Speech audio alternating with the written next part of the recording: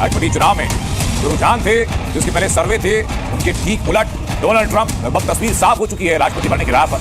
और अब बड़ी खबर यह कि डोनाल्ड ट्रंप बहुत जल्द भारत का दौरा करेंगे। भारत और अमेरिका के रिश्तों में एक नए पड़ाव के तौर पर भी देखा जाए। हालांकि वैश्विक पटल पर भारत की बधाई। पीएम मोदी ने सोशल मीडिया साइट एक्स पर तस्वीरें भी शेयर की हैं। इस वक्त की बड़ी खबर, प्रधानमंत्री नरेंद्र मोदी ने अमेरिकी राष्ट्रपति के पद पर जीत हासिल करने वाले डोनाल्ड ट्रंप को बधाई दी है। और यहां पे दुनिया भर के लोग डोनाल्ड ट्रंप को कांग्रेचुलेट कर रहे हैं। मोदी जी तक ने कांग्रेचुलेट कर दिया, बेंजामिन नेतन्याहू ने, और वर्ल्ड लीडर्स धीरे धीरे डोनाल्ड ट्रंप को कांग्रेचुलेट कर रहे हैं। ये इंडियन प्राइम मिनिस्टर ने, नरेंद्र मोदी साहब ने ये रिसेंटली एक ट्वीट किया है, एक्स के ऊपर अपना एक स्टेटमेंट दिया है, ट्वीट किया, डोनाल्ड ट्रंप का जीतना इस देश के लिए, इस दुनिया के लिए बहुत इंपॉर्टेंट है। तो आपको पता ही है कि ट्रंप ने तो अभी कुछ दिन पहले जो है वो मोदी साहब की बड़ी तारीफ की। उन्होंने कहा, आपने सुना, हमने आपको उसके ऊपर प्रोग्राम भी किए, और वो बड़े उनके गुण गाते रहते हैं। ट्रंप मोदी साहब के बड़े गुण गाते हैं। ट्रंप साहब जो है कहते हैं कि बड़ी दोस्ती है वगैरह वगैरह।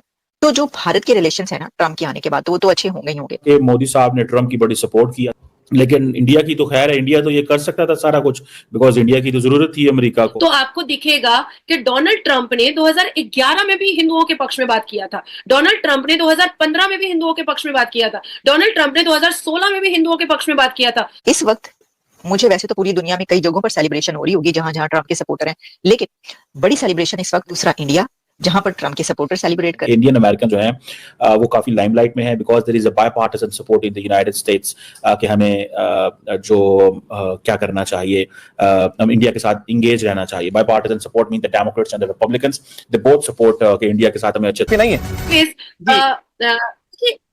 किसी ने, जैसे ट्रंप ने, ऐसा नहीं है कि उन्होंने दो चार बातें हिंदुओं के पक्ष में कही हैं। जिस हिसाब से डोनाल्ड ट्रंप और एलन मस्क जिस हिसाब से वहां पर कंपेनिंग कर रहे हैं, जिस हिसाब से वहां पर लॉ एंड ऑर्डर की बात कर रहे हैं, जिस हिसाब से वहां पर हिंदुओं के प्रोटेक्शन की बात कर रहे हैं, यहां तक कि एलन मस्क ने तो यहां तक कह दिया है कि अगर डोनाल्ड ट्रंप जीतते हैं तो हिंदुओं के प्रोटेक्शन के लिए एक बेहतरीन कानून बनाने की बात वो पार्लियामेंट में करेंगे। यहां तक कह दिया है। यहां तक एलन मस्क ने कह दिया है कि बहुत सारे लोगों को गिफ्ट्स दिए जाएंगे अगर डोनाल्ड ट्रंप जीतते हैं। यहां तक एलन मस्क ने कह दिया है कि डोनाल्ड ट्रंप का जीतना इस देश के लिए, इस दुनिया के लिए बहुत इंपॉर्टेंट है। एक होता है वर्बल कह देना, जो कमला हैरिस ने वर्बल भी नहीं कहा, लेकिन मैं आपको, अगर मेरे सोशल मीडिया पर आप 2010 या 11 के पर जाइएगा तो आपको दिखेगा कि डोनाल्ड ट्रंप ने 2011 में भी हिंदुओं के पक्ष में बात किया था। डोनाल्ड ट्रंप ने 2015 में भी हिंदुओं के पक्ष में बात किया था। डोनाल्ड ट्रंप ने 2016 में भी हिंदुओं के पक्ष में बात किया था। और डोनाल्ड ट्रंप ने इस बार भी 2024 के अपने ड्यूरिंग इलेक्शन कैंपेनिंग भी उन्होंने, क्योंकि ये मुद्दा अभी ही आया है बांग्लादेश का, तो यहाँ पर भी बात किया है। अब आप देखिए कि इंडोनेशिया धीरे धीरे हिंदू राष्ट्र बनता चला जा रहा है।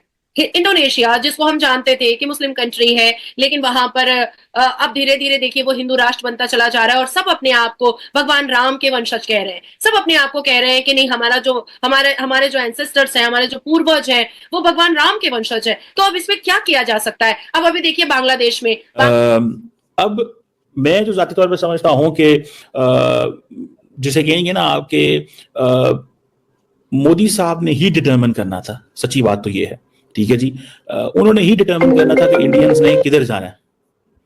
उन्होंने ही डिटरमिन करना था इंडियंस ने किधर जाना है। सो ट्रम्प की सपोर्ट बेसिकली बड़ी है। कहा जा रहा है कि जो राइट विंग ड्रिफ्ट है ये एक नई चीज नहीं है अमेरिकन इलेक्शंस के अंदर, लेकिन ये एक है तो सही है। So over the period of time ये जो 5.2 मिलियन वोटर्स हैं, जो इंडियन अमेरिकन हैं, इनको कैटेगराइज करना भी आसान काम नहीं है ना, because they are Hindus, they are Muslims, they are Sikhs, they are Christians, and उनमें से और भी बहुत सारे हैं। कुछ इनमें से फर्स्ट जनरेशन है, ठीक है जी। और ज्यादातर लोग जो बाहर जाते हैं, अमेरिका जाते हैं, वो नॉर्मली लिबरल ही होते हैं, दे आर नॉट कंजर्वेटिव। तो ये एक चीजें हैं। सो किस ग्रुप के लोगों का कितनी पॉलिटिकल अंडरस्टैंडिंग है, क्या ग्रुप है, इस बड़े सारे सवाल हैं। एंड देन आपकी बहुत सारी वो हैं, जैसे कि फॉर एग्जांपल मैं एक इंडियन अमेरिकन को जानता हूं, जसदीप सिंह को।